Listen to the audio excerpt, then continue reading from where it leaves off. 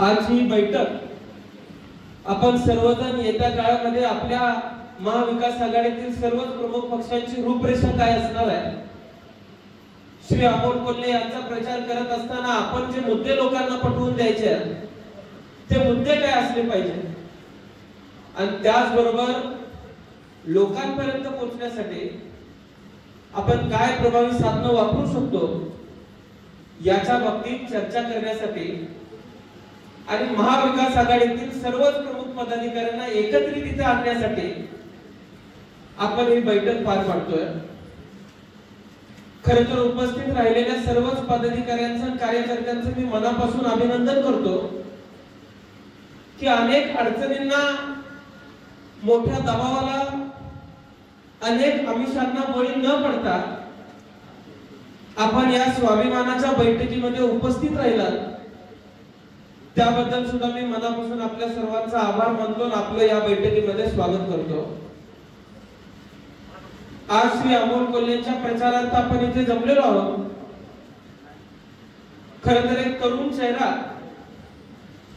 ज्या चेहऱ्याला पवार साहेबांनी आशीर्वाद दिलेला आहे,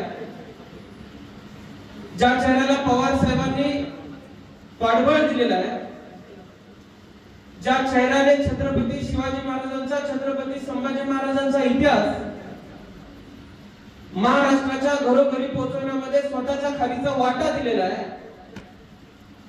अशा चेहऱ्याला या मतदारसंघाचा खासदार बनवण्यासाठी आपण प्रयत्नांची पराकाष्ठा करावी, यासाठी आपण सर्वजण इथे उपस्थित राहिलेलो आहे।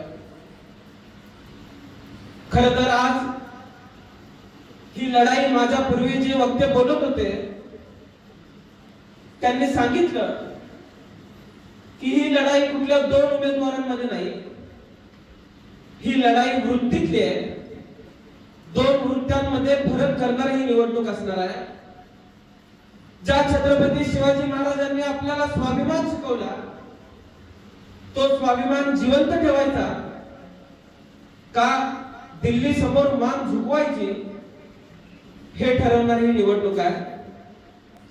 आज जुन्नरसारख्या पवित्र भूमीमधून, ज्या भूमीने महाराष्ट्रालाच नव्हे तर संबंध देशाला एक महत्त्वाची दिशा दिली, अशा भूमीतून आपण सर्वांनी निर्णय घ्यायचा आहे आणि येणाऱ्या काळामध्ये अमोल कोल्हेंना मोठ्या प्रमाणामध्ये मताधिक्य सुद्धा द्यायचं आहे।